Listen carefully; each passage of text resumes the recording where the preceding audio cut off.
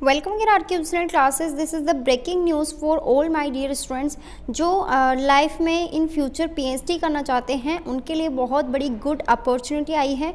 So first of all मैं आपको बता दूं कि पीएचडी के अंदर न्यू रेगुलेशंस एंड न्यू आपके रूल्स लाते ही रहते हैं। सो यहाँ पे अब क्या न्यू रेगुलेशन लाया है, इसके थ्रू यहाँ पे देख लेते हैं। सो फर्स्ट ऑफ ऑल यहाँ पे पहले जब आप पीएचडी करते थे तो यहाँ पे आपकी जो रिसर्च पब्लिकेशन थी उनको पब्लिकेशन करवाना पड़ता था, या फिर कह सकते थे कि थीसिस होती थी उनको भी पब्लिकेशन करवाना होता था। बट यहाँ पे अब बोला है कि न्यू रेगुलेशन के हिसाब से अब आपका यहाँ पे जो पहले मैंडेटरी था, क्या मैंडेटरी था, requirement the publish research paper, मतलब जो रिसर्च पेपर पहले मैंडेटरी था रिक्वायरमेंट फॉर द पब्लिश करवाने के लिए, बट अब है उसको रिमूव कर दिया गया है, रिड्यूस्ड यहाँ पे रिड्यूस कर दिया गया है। सो दिस इज़ द बहुत बड़ी यहाँ पे एक ब्रेकिंग न्यूज़ है ये।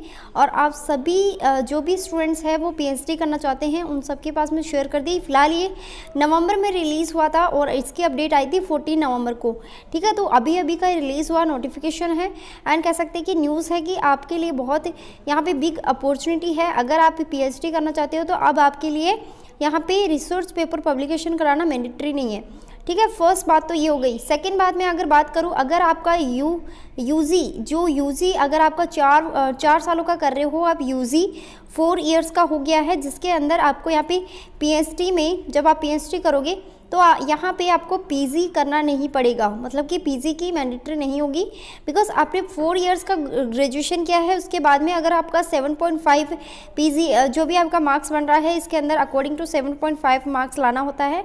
अगर वो बन रहा है तो आप डायरेक्टली पीएचडी के अंदर अपना फॉर्म फिलअप कर सकते हो, या फिर फॉर्म अपना पीएचडी कंटिन्यू कर सकते हो अपना एग्जामिनेशन देके, ठीक है। यूजीसी नेट भी आप यूजीसी नेट का भी एग्ज़ाम दे सकते हो। तो इस तरीके से बहुत बड़ी अपॉर्चुनिटी है। अगर आप करना चाहते हो लाइफ में पीएचडी तो आपको सभी रेगुलेशंस का पता होना बहुत ज़्यादा ज़रूरी हो जाता है।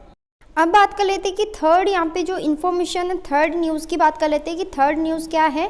तो देखो, प्रोफेसर ऑफ प्रैक्टिस का नाम सुना है आपने, उसको अप्लाई कर दिया गया है। उसके थ्रू यहाँ पे आपके पास में एक्सपीरियंस कितना होना चाहिए, 15 ईयर का एक्सपीरियंस होना चाहिए, तभी आप प्रोफेसर ऑफ प्रैक्टिस में प्रोफेसर बन सकते हो।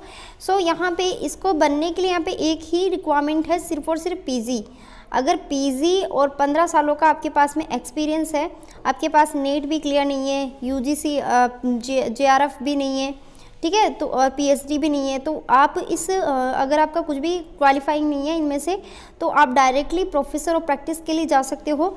एंड मतलब कह सकते हैं कि 4 इयर्स तक आपको क्या है यहाँ पे ज्वाइन करवाया जाएगा कॉलेज में, और वहाँ पे आपको वैकेंसी जो भी है खाली है वहाँ पे आपको लगाया जाएगा। आपको वहाँ पे टीच कराना होगा जो भी आपका फेवरेट सब्जेक्ट है, या फिर जो भी आपने अपनी पीजी के अंदर सब्जेक्ट्स लिए हैं उनमें से। सो यहाँ पे पीजी प्लस आपके पास में 15 ईयर का एक्सपीरियंस हो, तभी यह मुमकिन है कि आप प्रोफेसर ऑफ प्रैक्टिस की लाइन में जा सकते हो।